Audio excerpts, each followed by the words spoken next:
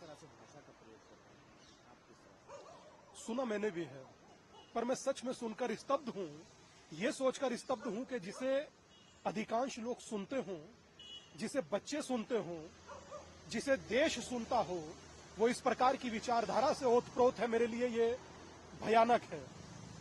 मैं देश के कर्णधारों से कहूंगा, खासकर देवेंद्र भाई से, कि आप लोगों ने कोरोना की वैक्सीन बहुत जल्दी ढूंढी दादा। इस प्रकार के विचारों की वैक्सीन ढूंढिए, वरना आने वाली पीढ़ियां और नस्लें बर्बाद हो जाएंगी। किस प्रकार के शब्दों का इस्तेमाल किया, मेरे पास उस शब्द के लिए कोई शब्द नहीं है। मतलब विध्वंसक, भयानक और देश की युवा पीढ़ी को या आने वाली पीढ़ी को नर्क और गर्त में ले जाने के लिए पर्याप्त है। मेरा आप सबसे निवेदन है, इनके लिए आप सही इलाज ढूंढिए। और मुझे लगता है कि कम से कम आज से अपने भविष्य का पतन करने वाले ये लोग हैं, भविष्य का पतन ना करें देश के, मेरी यही प्रार्थना है।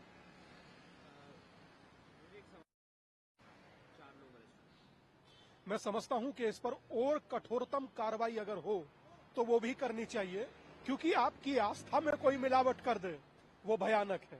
प्रसाद मात्र भयानक नहीं, आस्था में मिलावट हो जाना उससे ज्यादा दुर्गति है हर उस मनुष्य की जो सुबह का आचमन कर कर उनके दर्शन करना चाहता है, जो सुबह की पहली सूर्य की किरण के साथ उनके दर्शन करना चाहता है और उस प्रसाद को लाता है अपने आने वाले रिश्तेदारों के लिए, मिलने वाले मित्रों के लिए, और पता लगे कि उसमें मिलावट हो गया, पता लगे कि उसमें मिलावटी घी मिला दिया गया।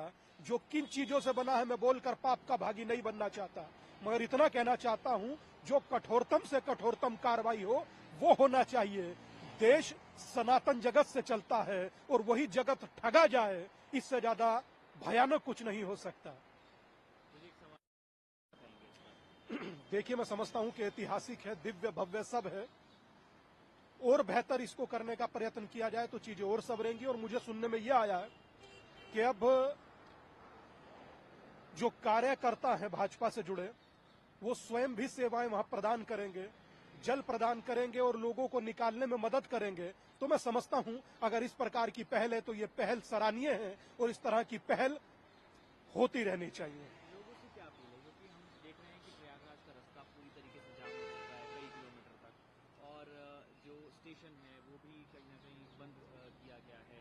आपको लोग सुनते हैं, तो लोगों से क्या अपील करना चाहिए? मैं कहूंगा कि जरूर आस्था की डुबकी लगाएं, मगर थोड़ा सा समय को देखकर जाएं, जब ज्यादा भीड़ ना हो आप तब जाएं।